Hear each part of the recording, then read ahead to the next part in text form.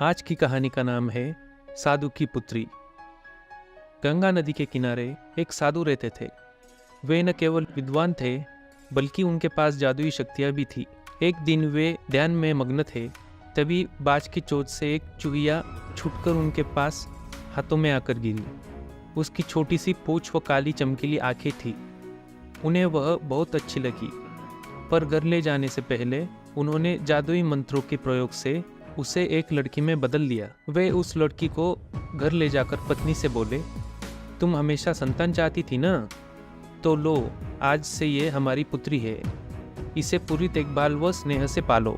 साधु की पत्नी भी अपनी पुत्री को देखकर प्रसन्न हो उठी। वह उसे राजकुमारी की तरह पालने लगी। साल बीतते गए। नन्ही लड़की एक सुंदर युवती बन गई।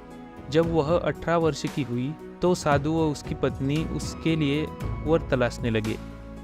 साधु ने कहा, मेरी बिटिया का विवाह ऐसे व्यक्ति से होना चाहिए जो सबसे बड़ा हो। मेरे हिसाब से सूर्य ठीक रहेगा।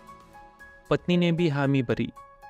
उन्होंने जादुई मंत्रों के प्रयोग से सूर्य को नीचे बुला लिया। उन्होंने उसे अपनी पुत्री से विवाह करने के लिए बोला, पर पुत्री ने पहले ही न कर दिया। वह बोली, पिताजी, यह तो बहुत ही गर्म है। मैं उससे विवाह करूंगी जो इससे भी बेहतर हो। साधु निराश हो गए। उन्होंने सूर्य से कहा कि वे कोई और वर सुझाए। सूर्य ने कहा, बादलों के देवता से बड़ा कौन होगा? उनमें तो मेरे किरणों को भी रोकने की शक्ति है। साधु ने बादलों को नीचे बुलाया। वह अपनी पुत्री से विवाह करने को कहा, पर इस बार फिर पुत्री ने मना किया। वो बोली, ये तो कितना बदसूरत है, मैं इससे विवाह नहीं करूंगी। साधु ने बादल देवता से कहा कि वही कोई अच्छा वर सुझाए। वे बोले, पवन देवता ही ठीक रहेंगे, वे तो मुझे भी अपने फूंक से उड़ा देते हैं। साधु ने पवन देवता को बुलाकर अपनी पुत्री से विवाह करने को कहा। पुत्री ने फिर इनकार कर दिया। वो बोली, मैं इससे शादी नहीं करूंगी, ये तो कहीं टिकते नहीं, हमेशा यहाँ वहाँ भागते रहते हैं। साधु ने पवन देवता से पूछा, क्या मेरी पुत्री के लिए ऐसा वर हो सकता है जो आपसे भी बेहतर हो? पवन देव ने कहा कि पर्वत देव मजबूत व ऊंचे हैं, वे मेरा भी रास्ता रोक देते हैं। साधु ने पर्वत देवता से कहा कि वह उसकी पुत्री से विवाह कर ले। पुत्री ने फिर से मना कर दिया।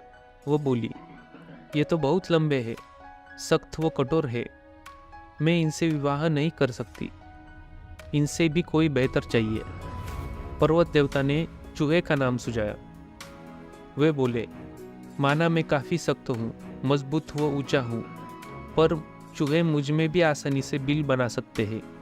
साधु ने चूहे को बुलाया। उसे देखते ही उसकी पुत्री खुशी से उछल पड़ी।